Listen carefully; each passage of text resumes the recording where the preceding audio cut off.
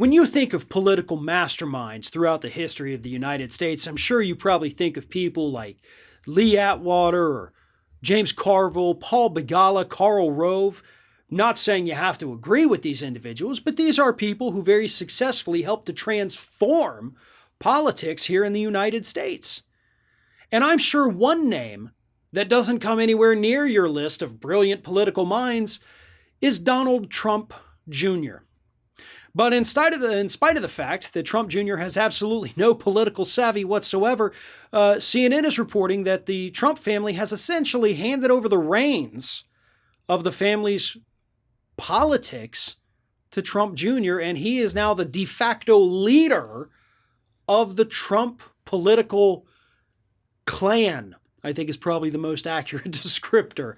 So that's what we have now. Donald Trump has basically given the reins to Donald Trump Jr., and he is now guiding his father, and of course, as CNN reports, helping to kind of push out the statements from the family about what is and is not politically acceptable for Republicans.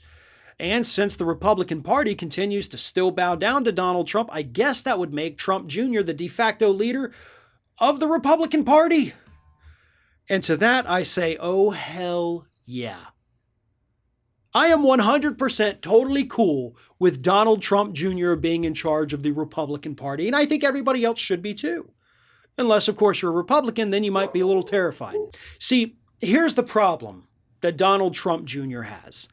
If you've watched any of the little videos that he puts out, because he does it frequently, he looks like a drug-addled crazy person.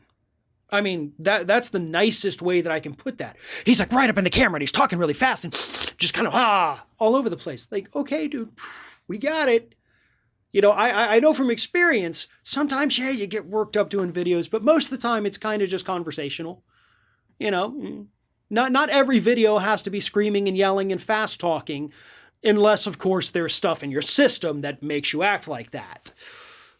So, you know, maybe work on delivery a little bit there.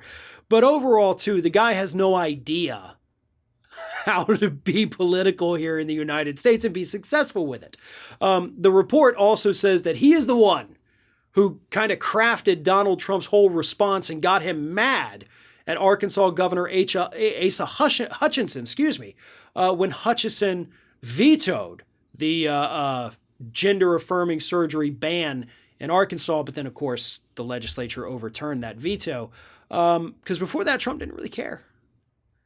But Trump Jr. thinks it's smart to double down on these culture war issues, and maybe he's right, maybe he's not, but I'm not going to count that as being politically savvy. Every single Republican in this country turns to culture war BS when they have nothing else to talk about. Also, Don Jr. is the one who was promoting a piece of legislation in Wyoming that would have made it easier for primary challengers to get rid of Liz Cheney, and that failed. In areas where Donald Trump Jr. went and campaigned for his father in 2020, in a lot of those places, Trump actually received less votes than he had in 2016. Trump Jr. is not good at politics.